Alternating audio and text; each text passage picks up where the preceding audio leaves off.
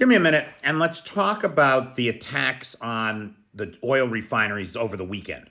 So, this past weekend, two more oil refineries in the Samara region of Russia were struck by drones from Ukraine. Now, the two Kubyshev oil refineries in question were both struck at the cracking tower, the magic pipe where all the magic in the refining process happens. Look at these facilities are huge. They have lots of infrastructure. And the reality is you can smash a lot of it, but the thing still works. You can still refine. But not if you hit the magic cracking tower, right? This is where all the magic happens. You got to understand oil exists underground, right? Maybe a mile, 2 miles down. That's a lot of pressure that it's under, right? So when it comes up, it's got a very specific gravity. It's heavy. It's dense.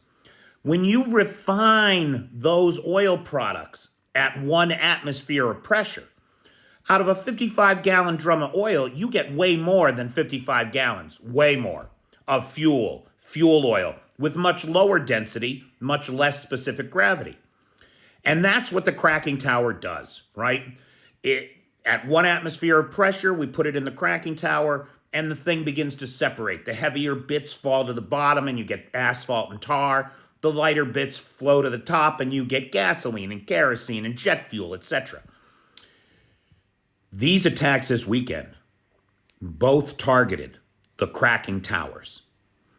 Now, this is important for a couple of reasons. Those drones flew 900 kilometers. They flew 900 kilometers unobstructed through enemy airspace, through the many holes in air defense. Clearly, Russian air defense has as many holes in it as those 2 Rapucha-class landing ships that got hit over the weekend. And then, of all the infrastructure on site to hit, they hit the most crucial, most critical. This is amazing.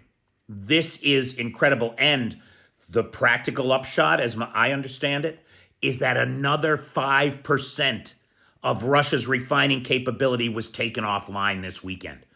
That puts us up to about a 17% deficit or reduction in Russia's ability to refine crude oil.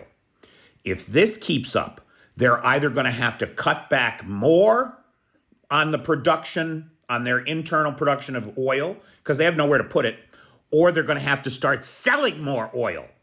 They're going to have to start selling more crude oil on the open market, bringing down the price of oil.